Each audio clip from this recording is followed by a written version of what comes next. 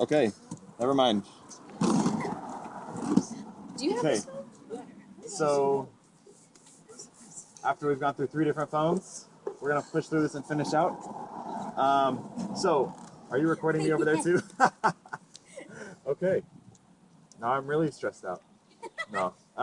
Okay, so like I was saying, I want to kind of bring down what All Nations means to you guys now. You guys said before the camera stopped working that some of the places that you guys see as All Nations to you guys now is your schools. What are some other places that you see that being? Your sports teams? Oh, your friends, friendships, that's a good one. Your community. Okay. Anybody else? Those are all really good answers. And so we're going to kind of focus on your high school or your middle school and then your friendships and kind of go that way with it.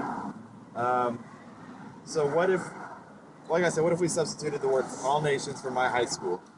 What are some things that you guys see in your high schools that you would like to see changed or like to see God brought back into?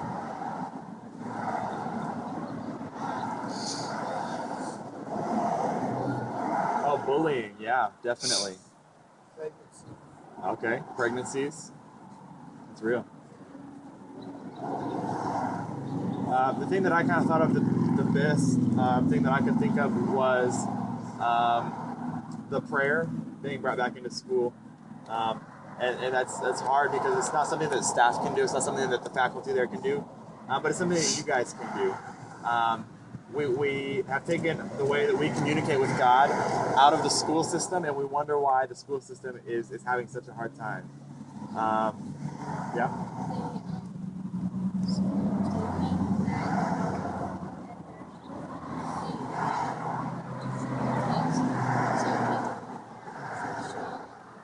Yeah, so it's some schools they have banned Bibles so that people don't feel bad if they're not Christians. But for us people that are Christians, we get to bring our Bibles if we want to, and so it's not up to the school to do that because the school can't legally. But if you guys were to maybe get in small groups around campus and pray in the mornings or do something like that. That's something that I would challenge you guys to do, just to kind of be that difference that you want to see made in your campus. Yeah, it's good stuff. Prayer, like I said, I think prayer needs to be brought back into school because it's the one place where I feel like we need God the most, especially at your guys' age. But they've taken the biggest way to communicate with Him out. The way I was just talking over here with him, remember how I was whispering? Well, that's kind of like how it is with God sometimes. He's not going to come down in a booming voice and be like, guys, I want you to go out and make disciples of all nations. That's not what God sounds like, but in my head, that's what it sounds like, you know? That's not what He does. He doesn't do that. Sometimes the Bible says that He talks in a still, small voice. He talks quietly. Okay, yeah, sometimes He talks quietly. Kind of like that. Kind of like that. And if there's noise going on around us, as in like our schooling, our relationships that we're in, our friendships, stuff like that, our cars, our motorcycles that are running by, there's just so much noise in our lives now. And it needs to be brought down so that we can hear God. So like I said, I was over here trying to talk to him. He couldn't hear us. He couldn't hear what I was saying because there was so much noise in his life right now that he just couldn't hear what I was saying. So let me just give you a real life example of that.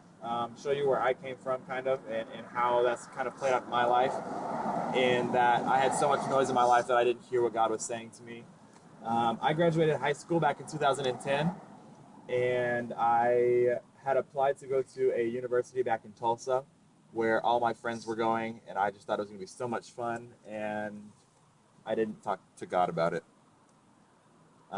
One of the biggest decisions in my life, and I kind of left the biggest person in my life out of that decision. And because of that, I had got accepted to the school I wanted to. I had my roommate was my best friend, and it was going to be the best time of my life. I was so excited. And then all of a sudden, 2 weeks before classes started, all of my financial aid got pulled out from underneath me, and I could not afford to go to the school anymore. It was a bummer. It sucked. It was terrible, but it ended up being a good thing. I had to, because of that, take a year off of school. I didn't get to go to school that year. So I took a year off and just kind of worked through school. I was working with a bunch of elementary school kids, and I was telling them that they need to stay in school, they need to stay in school, but then I wasn't in school. So that kind of hit me real close to home. So I started looking around, and that's how I found JBU. I told God that I was not going out to Salem Springs, Arkansas, because I loved Tulsa so much. But God, I wrestled with God a lot, and God said, you know what? Just go visit. So I listened to him, I went and visited, and I absolutely loved it. God knew what he was doing back when I didn't, and God didn't want me to go to the school that I was at in Tulsa. And because I didn't listen to him and I didn't include him in that decision, I missed out an entire year of schooling. So now I'm almost a year behind. But we're pushing through. God's got my back. I'm talking to him now. So that's where I was. And there was just a lot of noise in my life. And that's kind of just an example of prayer, and staying in contact with God, staying in communication with God.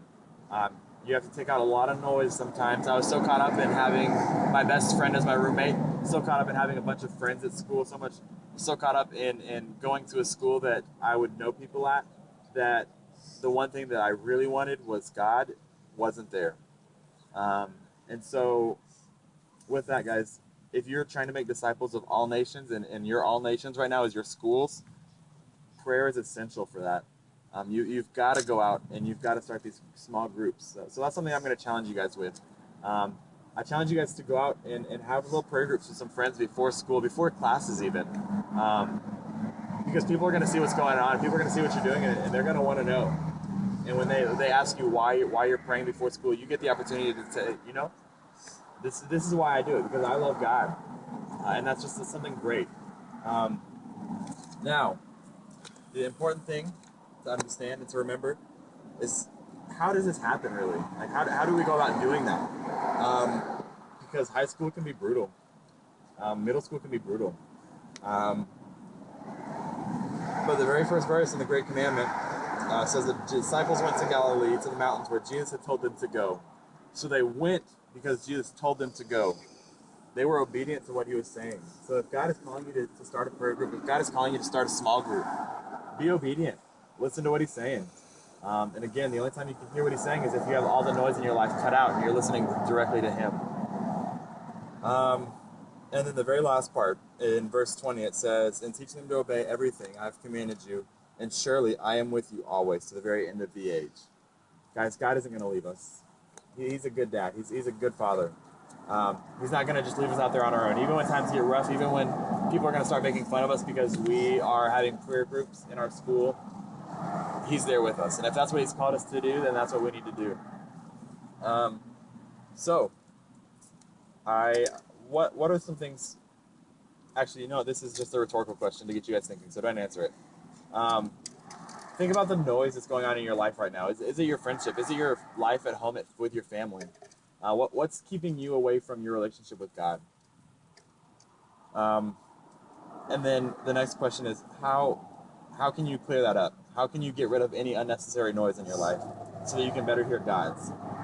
The only noise that I want to hear is God's voice. But sometimes that's really hard. Sometimes that's super hard because there's so much other noise going on in our lives right now. But like I said, I'm going to challenge you guys to start these little groups at your school. Talk to your friends about it, see what they think. But if that's where God's calling you to go, that's where God's calling you to go. So let's pray out, and then we're done. Does anybody want to pray for us real fast? Pray? Would you pray loud so we can hear you over here? Yes. Dear Lord, just thank you for the day.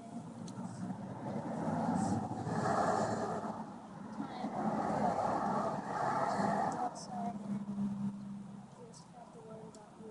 Just let us just know it's talk about next week. Just amen. Amen. All right, guys. Cut that off.